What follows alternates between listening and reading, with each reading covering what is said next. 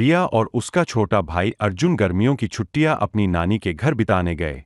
उनकी नानी का घर एक छोटे से गांव में था, जहां हरियाली और शांति थी। लेकिन गांव के लोग अक्सर उनके नानी के घर के बारे में अजीब बातें कहते थे। वह घर भूतिया है, गांव वाले फुसफ। रिया और अर्जुन ने इन बातों को नजरअंदाज कर दिया। उनकी नानी बहुत प्यारी थीं और वे उनके साथ समय बिताने के लिए उत्साहित थे। लेकिन पहली रात को ही कुछ अजीब हो गया। रात के करीब 12 बजे रिया को लगा जैसे कोई उसके कमरे के बाहर खड़ा है। वह डर गई, लेकिन जब उसने दरवाजा खोला तो वहां कोई नहीं था। अर्जुन ने भी एक अजीब सी आवाज सुनी, जैसे कोई धीमे धीमे रो रहा हो। अगली सुबह उन्होंने नानी से पूछा, नानी, क्या इस घर में को? नानी मुस्कुराई और बोली, नहीं बच्चों, यहां कोई भूत नहीं है। बस कभी कभी पुरानी यादें हवा में तैर जाती है। रिया और अर्जुन समझ नहीं पाए, लेकिन उन्होंने ध्यान नहीं दिया।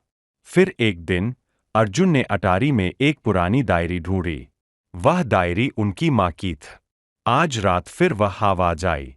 माँ कहती है कि यह सिर्फ हवा है, लेकिन मुझे लगता है कि यहाँ कोई और है, कोई जो बहुत उदास है। रिया ने डायरी पढ़ी और सिहर उठी। क्या वाकई इस घर में कोई था? उसी रात दोनों भाई बहन ने फिर वही रोने की आवाज सुनी। इस बार वे डरकर नहीं भागे, बल्कि आवाज का पीछा करने लगे। आवाज उन्हें बगीचे में ले गई, जहां एक पुराना कुआं था। नानी ने उन्हें वहां देखा तो घबरा गईं। यहां मत जाओ, वह चिल्लाईं।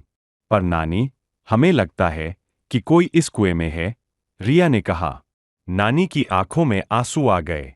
उन्होंने बताया कि बहुत साल पहले उनकी एक बेटी, रिया और अर्जुन की मौसी, इस कुएं में गिरकर डूब गई थी। तब से उसकी आत्मा यहां भटकती है। रिया और अर्जुन ने नानी को गले लगा लिया। उन्होंने मौसी की आत्मा की शांति के लिए प्रार्थना की। अगली सुबह कुएं के पास फूल रखे हुए थे और घर में अब कोई आवाज नहीं आई। नानी ने कहा, शायद अब वह शांत हो गई है। और फिर वह घर सचमुच में एक सामान्य घर बन गया।